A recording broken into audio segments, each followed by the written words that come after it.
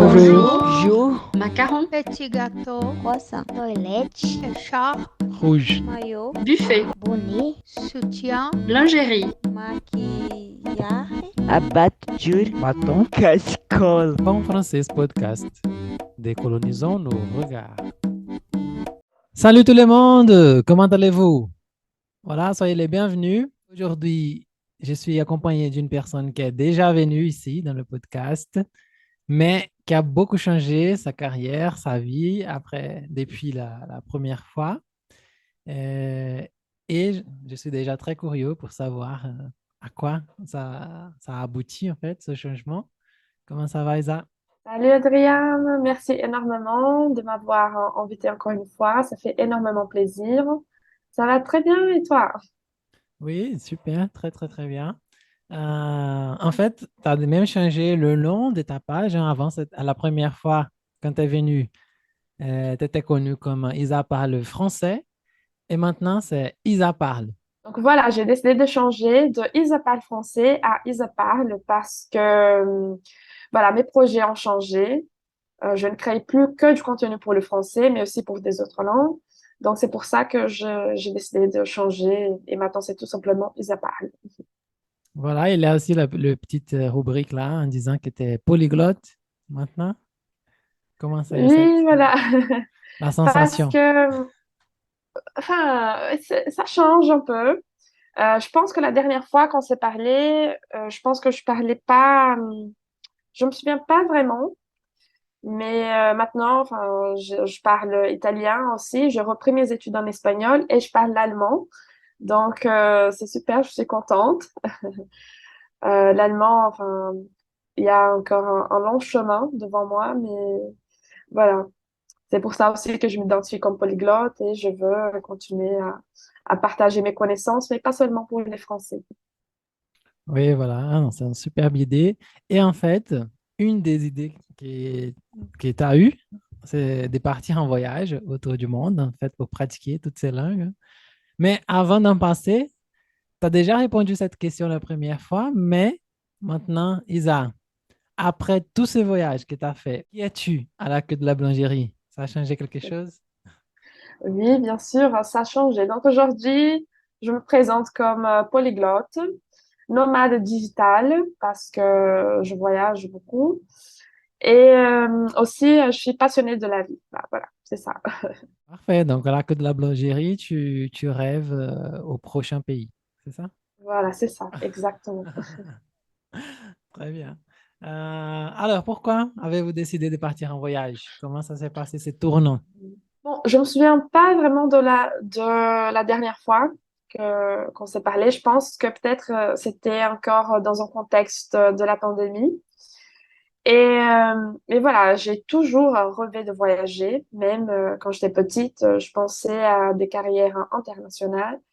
Parce que, voilà, je sais pas si c'est parce que je suis Sagittaire, je sais pas si vous croyez en ça, mais je pense, ouais, parce que je suis Sagittaire, mais aussi peut-être parce que j'ai grandi dans une ville très petite, au Minas Gerais, où il n'y avait rien d'intéressant.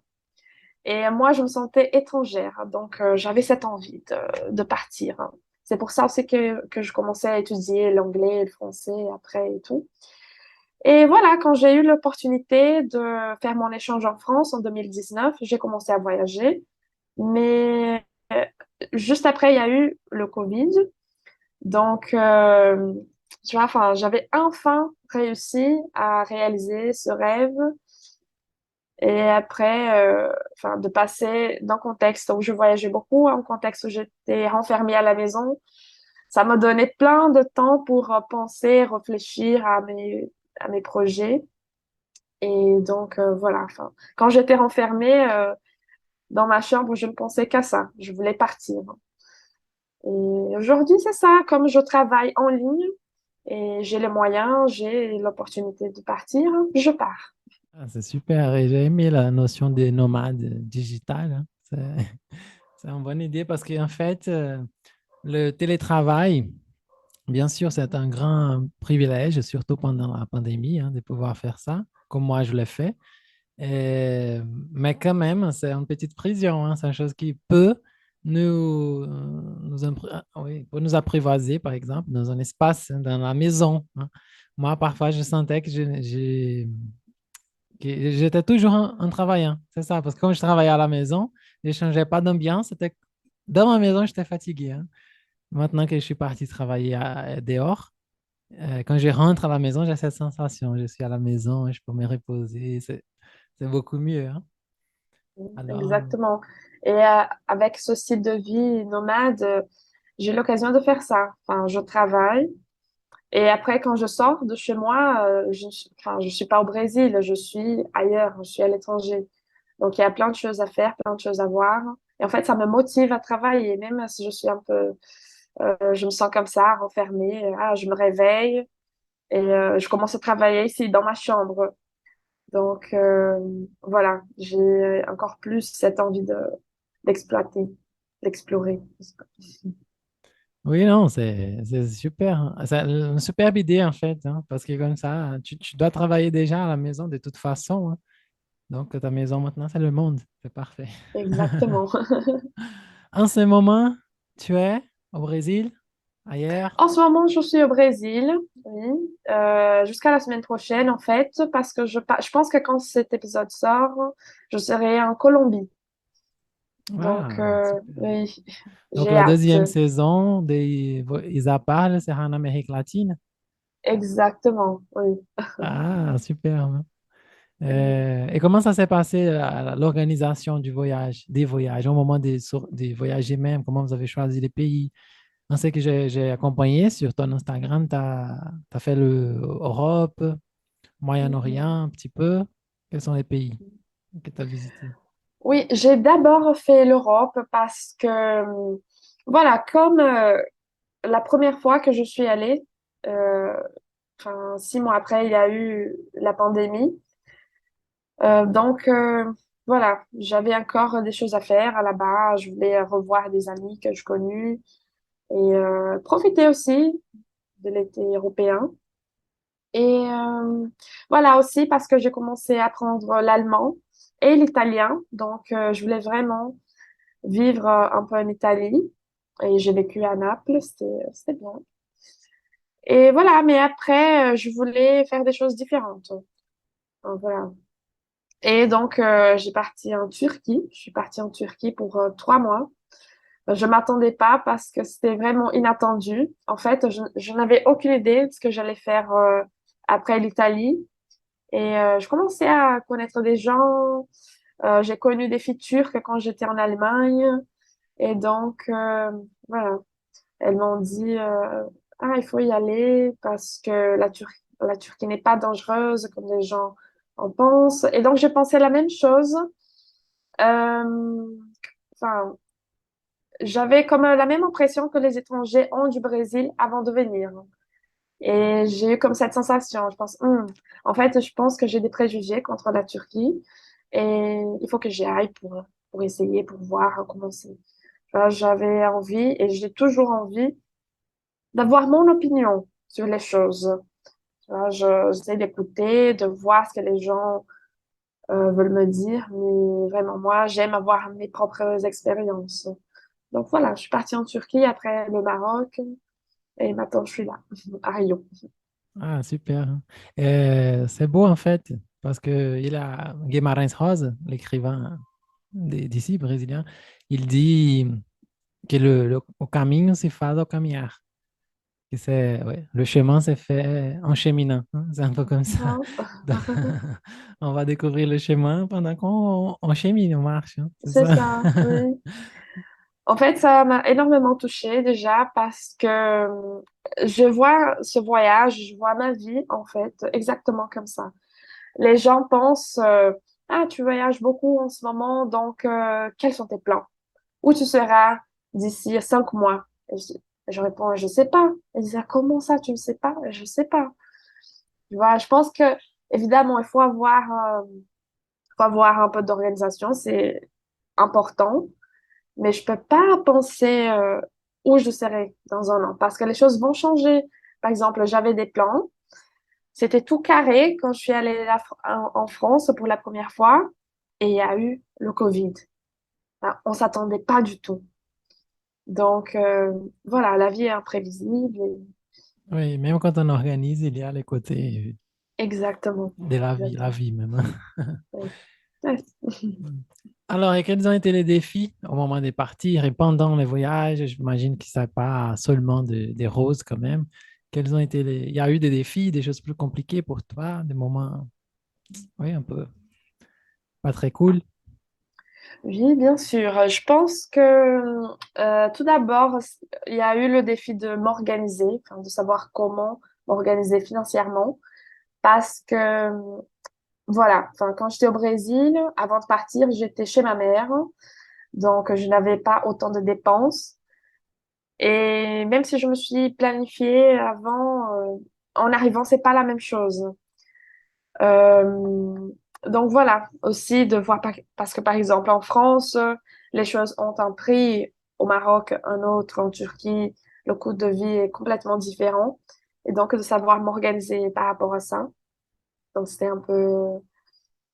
Et c'est toujours un défi, pour être honnête. Mais oui, des choses pas très cool qui me sont arrivées, oui, bien sûr. Je pense que toujours le souci de d'harcèlement. Euh, ouais, parce que je m'attendais pas autant, je pense. Quand j'étais en Italie, j'ai eu un grand souci avec ça. Oui, ça, c'était pas cool. Et aussi, je pense que comme je voyage seule, il y a une solitude aussi. Tu vois, quand tu voyages seule, surtout étant une femme, tu connais beaucoup de gens. Tu vois, enfin, j'ai connu des personnes superbes, mais par contre, oui, il y a aussi des moments où je me suis sentie vraiment très, très seule. Et c'était dur. Ah oui, il manque quelqu'un avec qui tu as un contact plus proche, tu partages ton histoire personnelle, des choses comme ça, hein, des amis, la famille. Et- Oui, j'imagine, hein. et- Et la question de l'harcèlement, j'allais en fait te demander ça. Pour toi, une femme noire, il y a un pays, tu as déjà parlé de l'Italie, c'est pas cool dans ton cas, mais il y a un pays où tu t'es senti très à l'aise, où tu as eu moins de stress dans ces points-là, un pays plus sécure pour vous, les femmes. bon, oui, ouais, je vais dire, je pense pour moi, moi, perso, c'était la Turquie, mais peut-être parce que je m'attendais le contraire. Et je pense que surtout parce que j'étais en Italie avant et c'était chaotique, donc vraiment, tous les jours, je me faisais harceler là-bas. Même par un enfant, c'était vraiment une dinguerie, je pouvais pas sortir Ah, dans c'est la rue, bizarre. mais c'était bizarre. Et enfin, vraiment, même aujourd'hui, j'essaie de comprendre ce qui s'est passé. Je sais pas, je sais pas, si c'était un souci, un problème régional, c'était, je sais pas, parce que ça se voit que je n'étais pas italienne, enfin, je sais pas. Mais ouais. Et après, en Turquie, j'avais peur parce que, comme je t'ai dit, je pense que c'était des préjugés. Je pensais, ah, enfin, c'est un pays musulman, la femme n'est pas respectée. Enfin, j'avais plein de préjugés. Et en fait, quand je suis arrivée, c'était pas du tout comme ça. Surtout à Istanbul, c'était, bah, c'est une ville très internationale, je pense. Il y a des gens de partout. Et ouais, j'ai pas eu de soucis comme ça. Pas du tout. En Turquie, non. Ah, super. Et c'est cool, ces mouvements qui t'a fait vers l'autrui, parce que justement, c'est comme ça qu'on change nos regards, en fait, hein. C'est un peu, tu avais un préjugé, mais tu as payé pour voir, et à la fin, tu as vu que c'était que toi-même, les problèmes, c'était dans ta tête, hein, parce que le pays même, Exactement. ouais. Et même en Turquie, j'étais censée d'y rester pendant un mois. Et finalement, je suis restée 3 mois. Et j'aurais resté plus si je pouvais, mais je pouvais pas. Donc, pour ça que je suis partie. Mais sinon, peut-être j'y serai même aujourd'hui. Encore, super. Oui. Oui, ça c'est super, tu vois. Et de voir aussi, comme tu avais dit tout à l'heure, que tu t'es senti la même sensation de quand les Européens parlent du Brésil et que tu ressentais un peu ça envers la Turquie. Même quand on fait partie d'une minorité, on a les préjugés encore des colonisateurs, les préjugés qui nous ont été appris, on les porte aussi. Donc, on peut être noir et raciste, on peut être gay et LGBT+, et homophobe. bien Pas être sûr. 100%, mais avoir Uh-huh.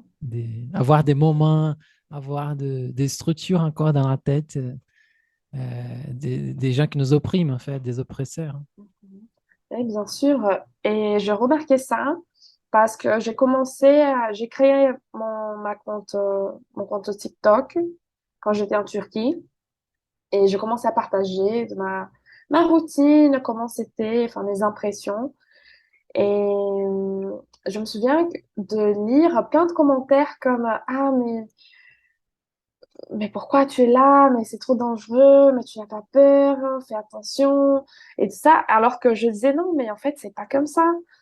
Et même en disant ça, il y avait des gens qui insistaient et enfin, enfin, il y avait des commentaires très enfin, islamophobes surtout, je pense. Et voilà. Mais c'est un pays que j'aime et c'est dans mon cœur pour toujours, en fait. Super. Et en parlant aussi de cette sensation d'être étrangère, est-ce qu'il y a un pays où tu t'es sentie maladroite ou que tu n'étais pas bien la bienvenue au-delà de l'Italie, en fait? Mhm. Bon, pour être honnête, je pense que oui. Euh, Au-delà de ce problème de harcèlement, je me suis quand même sentie la bienvenue en Italie. Bah, à part ça. Mais je pense, en fait, j'étais en train de réfléchir ça. Je pense que le contexte a beaucoup changé. Donc, par exemple, quand je suis allée en France pour la première fois, j'étais plutôt expatriée. Donc, et, et je vois que c'est complètement différent d'être dans un pays où tu vas faire tes études, où tu vas travailler, que c'était mon cas, les deux, je travaillais, je faisais mes études là-bas. Et donc, tu dois vivre un quotidien d'une personne expatriée. Et là, je me sentais pas la bienvenue. Vraiment, dans le quotidien, je me sentais pas la bienvenue en France. Mais maintenant, c'est une autre chose parce que je suis une touriste. Même si je vis, mais enfin, je travaille dans ma chambre et après, même si j'essaie de vivre comme, comme une personne du pays, je suis une touriste. Et c'est complètement différent, je pense. Et donc, oui, par exemple, je n'ai pas besoin de prendre le transport en commun si je ne veux pas, si j'ai pas envie. Je peux rester dans le confort de ma maison. Enfin, si j'ai pas envie de sortir, je sors pas. Et c'est comme ça. Mais oui, quand j'étais en France, c'était complètement différent. Donc maintenant, je pense que non, pas encore. Oui, tu as déjà une position qui te laisse plus à l'aise, en fait. Là, C'est ça. ce Parce que si regard. s'il y a une situation où je ne me sens pas à l'aise, je sors et voilà. Je n'ai pas besoin d'être entourée des gens que je n'ai pas envie. Oui, voilà. Ouais, super. Et l'aspect culturel de ces pays, est-ce qu'il y a un aspect culturel de quelques pays que tu as trouvé tellement différent, intéressant, que tu as envie de reproduire cette chose culturelle ailleurs, même ici au Brésil, que tu portes avec toi jusqu'à aujourd'hui, une Mhm. caractéristique hein, spécifique d'un pays ou Mhm. de quelque rencontre que tu as eue? Tu comprends? Je vois. Je pense que oui. Mais bon, par exemple, oui, au Maroc, enfin, comme c'est un pays musulman, ils ne mangent pas de porc. Et moi, je suis déjà végétarienne, mais ça, enfin, ouais, un peu flexitarienne peut-être. Mais ça a changé mon regard, hein. Tu vois, enfin, je pense que du porc, par exemple, je ne pourrais plus jamais en manger. Euh, Par exemple, en Turquie, ils enlèvent ses chaussures avant de rentrer à la maison. Ça, aujourd'hui, je pense que c'est fondamental. Et donc, c'est une chose que je fais aussi. Et peut-être, je sais pas, des plats que j'ai goûtés, que je les reproduis. Ouais, des choses comme ça. Il est un pays intéressant pour des végans, végétariens, où il y a beaucoup d'options. Ou partout, tu as trouvé ça. Non, pas partout. Je pense que oui, surtout en Europe, parce que ça, c'était bien aussi en France, en Allemagne, il y a beaucoup d'options. En Turquie aussi, euh, on en trouve facilement. Par contre, au Maroc, non. Au Maroc, c'était dur, dur, dur. J'étais au Maroc pour 1 mois et demi.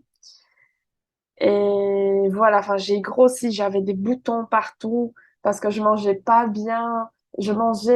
Mes options étaient la pizza, tacos, même pas tacos, ou voilà, des pommes de terre, je sais pas, que- des pâtes, des Mais choses comme pourquoi ça. ça? Pour éviter la viande? Exactement. Ou parce Oui. que tu n'as pas aimé Après, les plats? non, pour éviter la viande. Après, non. Il y avait aussi falafel, euh, des choses comme taboulé. Mais je sais pas, je galérais plus à trouver des choses que quand j'étais en Turquie. En Turquie, c'était facile. Et après, oui, en France aussi, comme j'ai dit. Oui. Mhm. Oui. Je pense que l'Allemagne est très connue aussi pour la production des choses véganes, hein, des Oui. viandes, des choses comme ça. Euh, mais voilà, je pense que oui, tu as mis un défi supplémentaire, hein. Au-delà de voyager dans des pays, tu vas voyager, chercher des choses végétariennes, véganes. Voilà, C'est c'est déjà ça. difficile, hein, partout. Oui. Euh, et il y a un pays où tu ne retournerais jamais plus? M'a traumatisée. Oui, voilà, un pays qui te dit non, ici, comme on dit au Bon, Brésil, hein, tu as enlevé la poussière Même la poussière, tu as enlevé des chaussures avant de monter dans l'avion.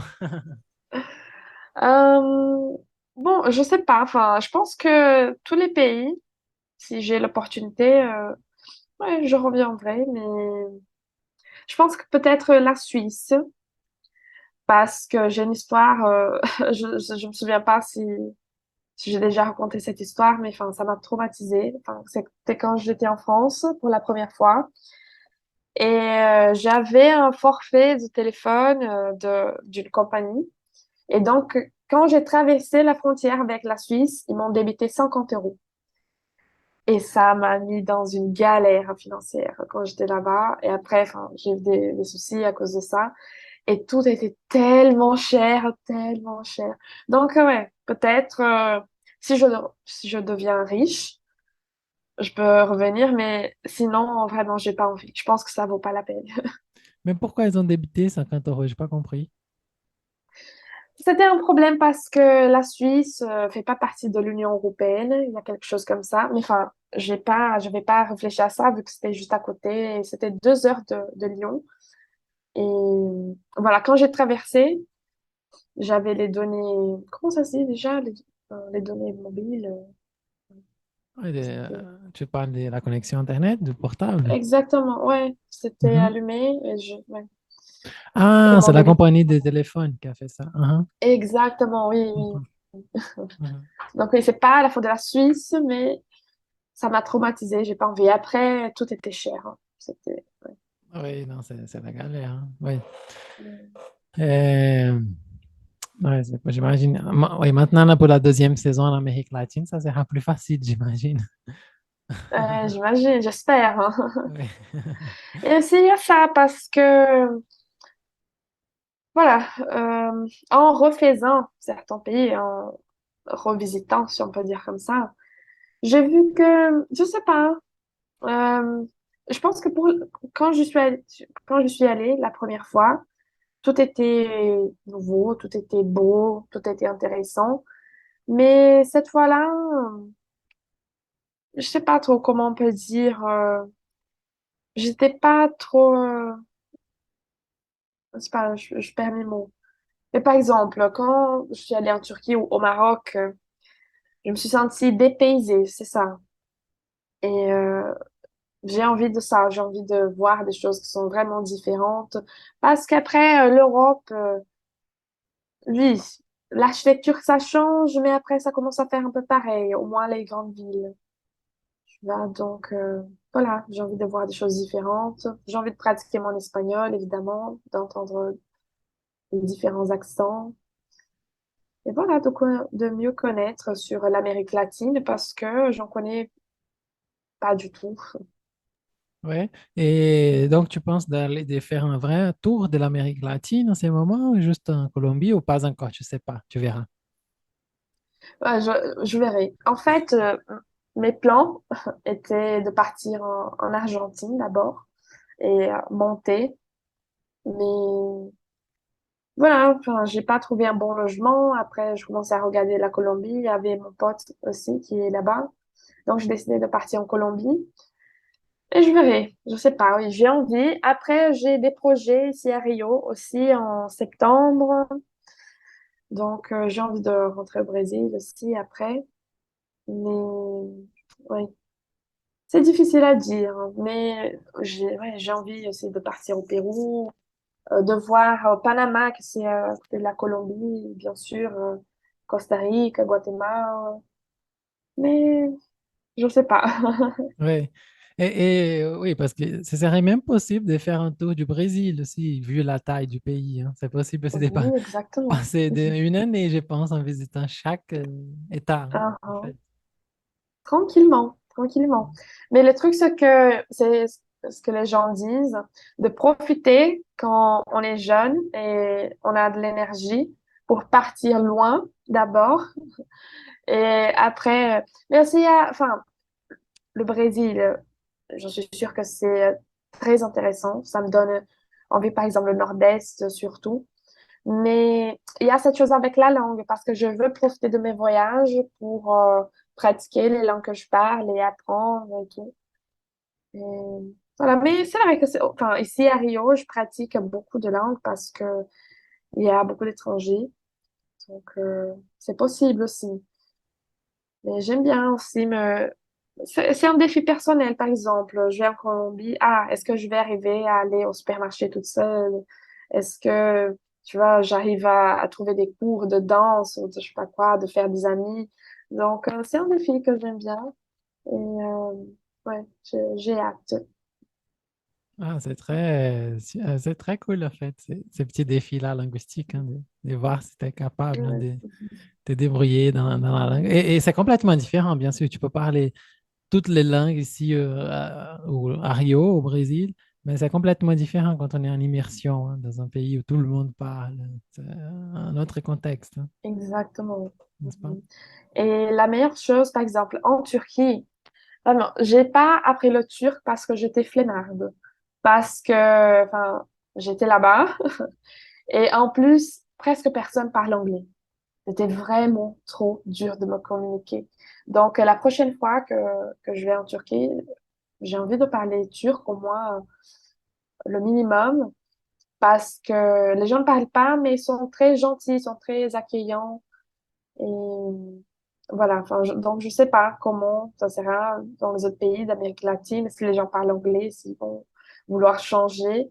Mais c'est bien aussi de partir dans un lieu où les gens parlent pas anglais parce que, par exemple, en France, j'ai plein de copines qui elles sont parties, mais elles parlent pas trop bien le français parce qu'elles parlaient anglais presque tout le temps. Donc, ça, j'ai pas envie. Ça change complètement l'expérience quand tu parles la langue, quand tu peux te communiquer avec les gens et tout, hein. Exactement. Participer des activités de la ville, pas comme seulement voir les monuments. Oui. Oui. Mais parce que si tu parles pas, ça sert à ça, hein. Tu vas visiter les monuments, pas visiter les personnes, en fait. Oui. Euh, et tu as déjà pensé aussi à aller vers des pays orientaux, vers l'Asie, l'Océanie, vraiment l'autre côté du monde? Oui, oui, bien sûr. Il y a même, quand je blaguais avec mon ami parce que lui aussi, il est nomade digital. Et nous avons l'impression que si tu n'es pas allé, par exemple, au sud-est, à l'Asie du sud-est, je pense, je me suis un peu, comment ça se dit en français, mais on a l'impression que tu n'es pas en nomade digital, en vrai nomade digital, tu vois, parce que tout le monde fait ça. C'est un peu le truc. Ah, t'es nomade digital. Ah, ok, t'as vécu à Bali? Ouais, ta Je- photo en Thaïlande, tu as déjà mangé Oui, des insectes, des choses comme ça. exactement. C'est un peu le cliché. Mais oui, évidemment, j'ai envie d'y aller aussi. Euh, mais voilà, enfin, je veux faire maintenant Amérique latine vraiment à cause de la langue. Mais oui, après, j'ai envie. Mais par contre, le problème, c'est que je donne des cours de français. Ça reste mon métier principal. Enfin, je me fais un peu d'argent avec les réseaux sociaux. Mais mon métier le plus important, euh, d'où d'où viennent mes revenus, c'est les cours de français. Et donc, comme c'est en direct, je peux pas. Vraiment, moi, je peux pas parce que au Brésil, je travaille le matin. Donc, on va dire, je commence à 8 heures du matin. Et je pense que la différence est de 11 heures ou 10 heures, je sais pas. Donc, je peux pas travailler à 23 heures, à minuit. Ça, c'est pas pour moi. Voilà. Déjà, Ouais, et en plus, qu'est-ce que tu ferais, hein? Tu allais dormir pendant le matin, travailler la nuit et tu oui, profiterais pas de la vie, non plus. oui, moi, je marche pas comme ça. Même à 19 heures, j'arrive plus à travailler, je peux pas. Je suis une personne du matin, moi. Même donc en Colombie, ça me stresse un peu, mais pas vraiment, parce que en Colombie, il y a 2 heures de moins par rapport au Brésil. Donc, si je commence à 8 heures du matin, en Colombie, je vais commencer à 6 heures du matin. Donc, ça veut dire que je vais devoir me réveiller au moins 5 heures, 5 heures quelques. Mais pour Ouais. moi, c'est OK. Le pire, ce serait de commencer à travailler à 23 heures jusqu'à, je sais pas, 2, 3 heures du matin. Non, ça c'est pas pour moi. Bon, et tu as un conseil pour quelqu'un qui nous écoute et qui veut être parti en voyage aussi autour du monde, être un peu nomade? Ouais, je pense que d'abord, il faut vraiment savoir gérer son argent et surtout se souvenir que vous n'êtes pas en vacances. Et ça, enfin, en fait, ça dépend, ouais.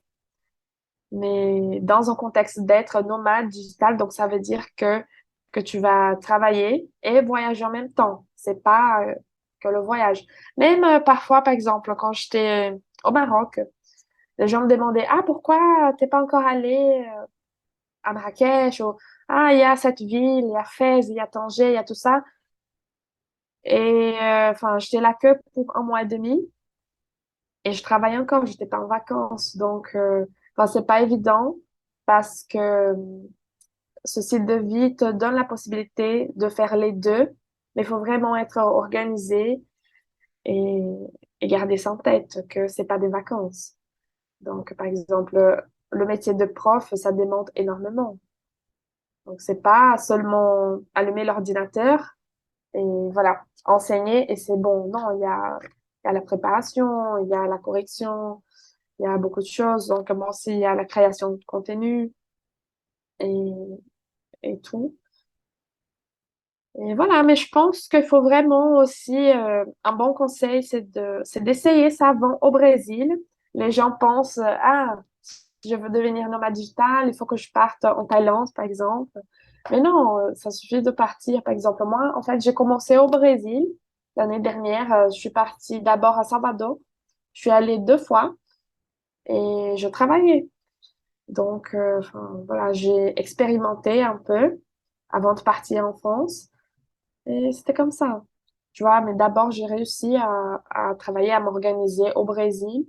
Et après, j'ai décidé de partir. Donc, Ouais. En fait, ça, c'est un très bon conseil, hein, parce que moi-même, souvent, pas souvent, mais avant quand je travaillais tout le temps à la maison, parfois je partais chez ma mère ou à la campagne chez un ami, une chose comme ça. Et je disais non, je vais travailler normalement et tout. Et jamais je travaillais, hein. J'annulais les cours. Parce que quand j'y étais, je voilà. disais, ah là là, je vais travailler, je suis ici à la Uh-huh. campagne avec des amis, je veux pas travailler. Donc, ça ne marche pas Oui. pour moi, par exemple.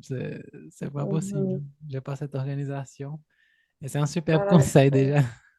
Et c'est dur parce qu'en fait, quand tu voyages comme ça, tu connais beaucoup de gens qui sont en vacances. Donc, ils ont un rythme de vie que c'est pas compatible. Ouais, je me souviens quand j'étais en Allemagne. Ah non, en fait, non, quand j'étais en Allemagne, j'étais en vacances. Mais quand j'étais en Italie, j'ai connu des gens, enfin, j'ai connu des filles elles étaient croates. Elles avaient un rythme de vie de fête presque tous les jours. Et je disais, ah non, il faut que je parte là parce que demain je travaille, tu vois. Donc, c'est pas la même chose. Il faut vraiment garder ça en tête et être sérieux parce que voilà, ça sert à rien d'être à l'autre bout du monde et enfin, de pas avoir de l'argent, par exemple. Enfin, comment tu vas faire? C'est Oui, bien dur. sûr, hein. Ouais, voilà, non, c'est un super. Vraiment, faut y réfléchir, hein. Ouais. Euh, ou sinon, si tu as quelqu'un, hein, si t'as un père, une mère, avec des moyens pour. Tu peux juste voyager Ah et oui, produire des contenus sur les réseaux, ça marche aussi, hein. oui, mais ça serait super. C'est mon rêve. Enfin, je pense que oui, si vous me voyez en Thaïlande et tout, ouais, ouais, C'est parce que tu as probablement je ne réussi. serai plus prof. Oui, Oui, c'est ça. probablement. Au moins pour quelques mois. Ou je serai en vacances, je sais pas. Un autre conseil aussi, je pense que c'est important, c'est d'apprendre à être seul. Ça, c'est très important parce que comme j'ai dit au début, il y a eu des moments où j'étais vraiment très seule parce que voilà, toi, tu vas connaître des gens, mais je pense que c'est surtout en arrivant dans un pays et c'est dur. Je pense que surtout, parce que par exemple, si tu vas faire un échange pour étudier une langue, donc dans ton école, tu vas faire des amitiés là-bas, mais c'est pas la même chose quand tu travailles, tu es autonome, tu travailles avec ton ordi. Donc, ouais, Ouais, faut apprendre à être seul. la propre routine te met dans des situations où tu vas connaître des gens, hein. Et c'est Exactement, différent de quand tu es normal digital, hein. Tu travailles avec les mêmes personnes que tu travaillais avant. exactement. Ouais. Eh Il bien, comment tu faut faisais? créer ces situations. Quelle stratégie tu utilisais, en fait? Mhm. Oui, voilà, donc il faut vraiment créer des situations où tu vas rencontrer des gens. Pour moi, ce que marche le mieux, c'est d'aller au language exchange. Donc, toujours quand j'arrive, je cherche, je mets sur Facebook le nom de la ville plus language exchange. Et voilà, c'est comme ça que j'ai rencontré plein de gens en Turquie. Et c'est comme ça aussi que j'ai connu le language exchange de Rio. Parce que quand j'ai fait une publication sur ces rencontres pour échanger des langues en Turquie, quelqu'un m'a dit, ah, à Rio aussi, il y en a, c'est ça. Et voilà, c'est un peu comme ça. Au Maroc aussi, la même chose. La première semaine que je suis arrivée, j'ai fait ça. Et voilà, ouais. Sinon, il faut vraiment essayer de faire, par exemple, des visites guidées aussi, c'est une bonne idée. Parce que tu vas rencontrer un groupe, aussi intéressant. Euh, aussi, pendant mon anniversaire, l'année dernière, en décembre. J'ai fait un voyage toute seule et j'étais même, c'est la première fois de ma vie que je vais passer un anniversaire toute seule. Mais en fait, je me suis pas sentie seule parce que j'étais entourée par les filles de mon groupe. Elles étaient très cool dès le premier jour. Ah, euh, ouais, on était à l'aise. Voilà, parfois il faut avoir de la chance aussi. Euh, Oui, bien sûr, mais je pense que ces mouvements d'aller vers une place spécifique, c'est intéressant, hein. C'est toujours Oui. faire ces mouvements. Parce que je voyais aussi que souvent tu connaissais des gens en faisant du scat, par exemple. Ouais, non? C'est vrai, oui. Pratiquer un sport aussi, c'est super. Ouais, là, ça fait un moment. Je me suis un peu arrêtée parce que, pour être honnête, ça me saoulait de voyager avec mon skate parce que, ah, c'est trop, Oui, ça fait trop. j'imagine. Enfin, oui, parfois, il y a des soucis. Enfin, les gens ne veulent pas te laisser passer. En Italie, par exemple, j'ai eu un problème. Euh, voilà, le contrôleur ne voulait pas me laisser passer, donc au moins, j'étais comme, ah, ça, c'est la preuve que je parle italien parce que j'ai dû me débrouiller avec des, et, ouais, mais oui, faire du sport aussi. Je pense que c'est chercher des activités locales, tu vois. Par exemple, en Colombie, je suis comme un salsa Medellín, ou danser à Medellín. Ah, c'est cool.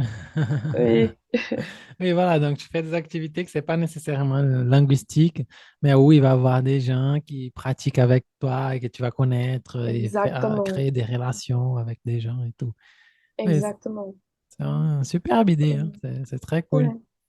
Il faut Euh, savoir ça, que parfois ça sera facile, parfois pas si facile, mais c'est la vie adulte. Je pense que c'est dur de se faire des amis maintenant. Je sais pas comment euh, tu vois ça, enfin, mais surtout moi, enfin, parce que j'ai pas, comme je travaille seule, presque seule, c'est dur, j'ai pas beaucoup d'amis du travail. Voilà. ouais, non, mais c'est un superbe conseil, en fait. C'est très. Parce qu'en fait, je ressentais ça aussi quand je suis allé étudier en France, dans les, par exemple, dimanche, les fériés, les jours où la routine, ma routine, comme tu as dit, université et travail, n'existait pas. Donc, j'étais seul à la maison, je ne connaissais personne euh, pour passer ces temps, hein, tu vois, ces petits temps où les gens sont à la maison avec leurs camarades et tout. Et j'étais seul. Exactement. Des événements comme les Pâques, Noël, Oui, voilà. c'est une chose que tu fais avec ta famille, donc Ouais. ouais, c'est compliqué. Voilà. Ouais, je pense que c'est bon, hein. Et est-ce qu'il y a une question que tu penses que c'est important qu'on touche, mais que je n'ai pas posé, un point spécifique, quelque chose que j'ai oublié de demander? Nous avons un peu parlé de ce changement, parce qu'avant, je me présentais sur les réseaux comme Isa parle français, et maintenant, c'est tout simplement Isa parle. Mais ouais, j'aimerais parler du fait que, par exemple, le français, j'ai toujours aimé l'étudier d'une perspective afrocentrée, décoloniale, et c'est pareil pour les autres langues. Donc, c'est pour ça que je suis tellement passionnée par l'espagnol en ce moment parce que vraiment, je découvre des choses que je ne savais pas. Et encore une fois, c'est impressionnant comment on connaît pas beaucoup de nos voisins. On connaît pas beaucoup sur l'Amérique latine. On sait pas grand-chose. Et enfin, oui. Donc, je trouve que c'est trop bien. Enfin, j'aime beaucoup étudier l'espagnol maintenant à cause de ça. C'est une chose que, par exemple, c'était pas pareil pour l'italien. Parce que voilà, italien, on va étudier la culture italienne. Et avec l'espagnol, il y a tellement de pays, il y a tellement, enfin, des cultures diverses, que c'est tellement intéressant et je m'amuse beaucoup. Oui, c'est intéressant en fait, parce que j'ai déjà eu cette même impression quand je commençais à étudier espagnol, ça fait des années. Euh, nos camarades latino-américains, ils sont déjà à l'avant-garde de ce processus de décolonisation parce qu'il y a Mhm. beaucoup de choses qui sont déjà, quand on pense, ils ont déjà pensé ça et ils agissent comme ça déjà, de manière très décoloniale, même dans leurs habitudes quotidiennes. C'est incroyable la manière de manger. Ils ont refusé, par exemple, quand on part vers le Pérou, il a une quantité, et même d'autres pays, Colombie, je pense que est pareil, il a une quantité énorme de maïs, par exemple, des pommes de terre. Ils n'ont pas accepté, comme on a fait au Brésil, un peu d'accepter ces standards des produits européens qui sont entrés ici. On va produire Mhm. que ces maïs-là et que, bien sûr, on a nos particularités, mais la base, c'est un peu européenne. Et chez nos amis latino-américains qui parlent hispanophone, normalement, non, ils ont une protection très forte de leur culture. Ma copine, elle a fait un échange au Pérou. Et il a encore cette tradition de chanter pendant la plantation. Donc, il plante et il a des gens qui chantent derrière pour, tu vois, donc il a des parties de la base de la culture inca, maya, aztèque, des peuples originaires qu'ils ont gardé, vraiment gardé, et qui continuent à reproduire et à passer à leurs fils, leurs enfants. On a, si on compare avec le Brésil, au moins avec le sud-est, hein, ou la région, je pense que la plus peut-être touchés par ces processus de colonisation, hein, colonisation culturelle, qu'on a presque effacé totalement cet aspect, hein. Bien sûr, il y a des Mhm. régions au Brésil, le nord du Brésil, le nord-est, où il y a encore des choses bien caractéristiques des peuples originaires, hein, au Brésil. Mais j'ai eu cette même impression que toi, en fait, avec Oui, les... exactement. Donc, oui, c'est pour ça que j'ai hâte d'étudier, de produire aussi du contenu sur ça. Je fais déjà mes recherches et je pense que ça sera très productif et je sais pas, je me sens déjà inspirée et voilà, j'ai très hâte d'être là-bas. Ah, super. Bon, voilà, et pour finir, normalement, la toute dernière question, qu'est-ce que tu nous conseilles aujourd'hui? Comment tu vas farcir notre pain? Qu'est-ce qui va avec ton pain aujourd'hui? Bon, j'ai été en train de réfléchir parce que voilà, enfin, ça fait un petit moment que je n'étudie pas le français comme je le faisais avant. Donc, en fait, j'ai besoin de me mettre à jour avec les choses. Mais il y a un site que j'utilise, que je recommande à mes élèves, que ça s'appelle Jeune Afrique. Je ne sais pas s'ils ont déjà parlé ici, peut-être, sur le podcast. Non, pas Mais encore. ah, pas encore. Ah, donc c'est c'est une recommandation intéressante. Voilà, c'est un site qui s'appelle Jeune Afrique. C'est un site pour s'informer. Et voilà, il y a beaucoup sur l'Afrique francophone. Donc, je pense que c'est un peu comme TV5 Monde Afrique, mais voilà, nous pouvons trouver plus de curiosité, des infos aussi. Même, c'est parce que j'ai fait un post un de ces jours sur les sapeurs du Congo. Et donc, j'ai utilisé un article de Jeune Afrique pour me renseigner parce que vraiment, c'est une chose que je connaissais pas beaucoup. Enfin, j'ai vu sur une chanson et j'ai décidé de rechercher qui étaient les sapeurs. Et donc, j'ai trouvé ce site Jeune Afrique, vraiment, il est super. Il y a plein d'informations culturelles, historiques. Je pense que c'est intéressant. Ah, super, hein? Oui, c'est un bon conseil, une bonne indication. Je vais chercher après. Mais moi, je ne connais pas. Euh, oui, je vais après faire le post pour partager avec tout le monde qui nous écoute. Mhm. Très Super. bien. Il y a autre chose? Oh, je pense que c'est tout. Après, oui, comme je t'ai dit, j'ai envie de reprendre et me mettre à jour vraiment sur du contenu pour étudier le français. Et déjà avec le podcast. Oui. Et non, et j'allais te demander aussi des conseils d'études, des polyglottes et tout, mais je me suis souvenu que toi-même, tu fais un travail autour de ça déjà dans ta page. Tu as un projet pour aider les gens à étudier des langues, non? Mhm. Oui, voilà, oui. Donc aujourd'hui, enfin, parce qu'avant, sur ma page, je partageais vraiment des conseils pour étudier le français. Mais aujourd'hui, c'est pour étudier des langues, enfin, presque toutes les langues, peu importe. Parce que j'ai toujours été plutôt autodidacte.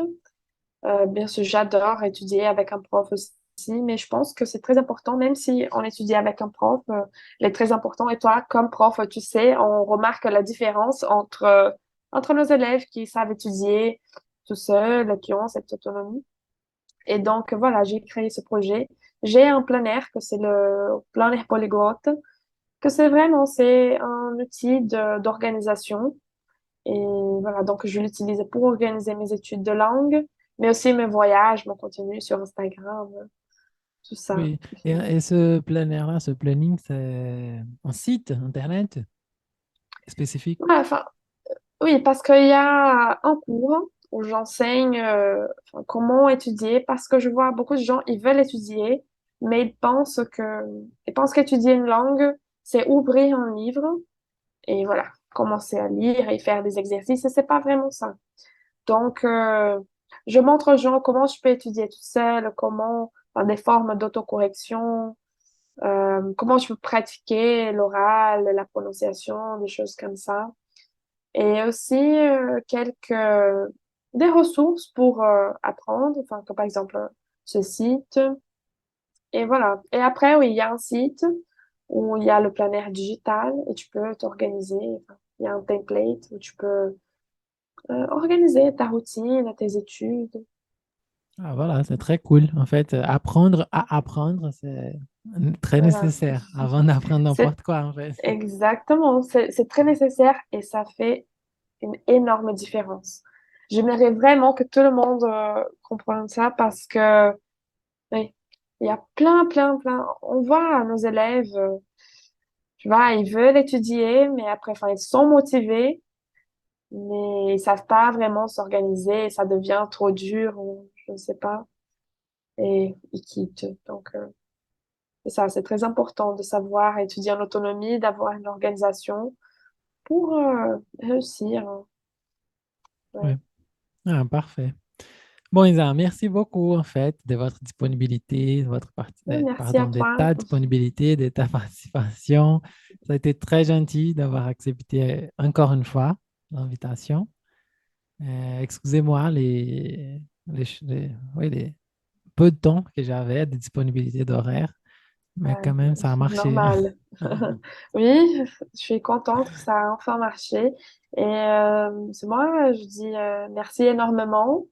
Je pense que c'était bien, c'était une bonne conversation. J'ai passé un bon moment en tout cas. Et voilà, je suis très contente d'être ici. J'adore le podcast. Vraiment, je compte l'utiliser maintenant parce que j'ai envie de reprendre mes études de français. Et voilà, ouais, je souhaite que le mieux pour le podcast.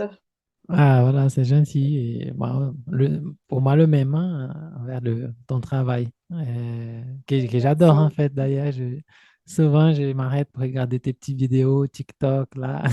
J'aime Ah, bien. merci. Mais voilà, bon, à ceux qui nous écoutent, merci beaucoup de nous avoir accompagnés.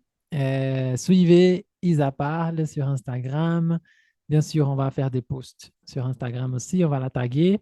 Et vous pouvez aussi suivre son planning. J'ai déjà jeté un petit coup d'œil et c'est très, très cool en fait. En tant que prof professionnel aussi du secteur, je peux t'assurer, et je peux vous assurer en fait, vous qui nous écoutez, que ça vaut vraiment la peine. Elle fait un beau travail. Voilà, bon, Merci énormément. au revoir, ciao. Salut. À bientôt. Bonne journée. Bonne soirée. Et oui. Ciao. À la prochaine. prochaine.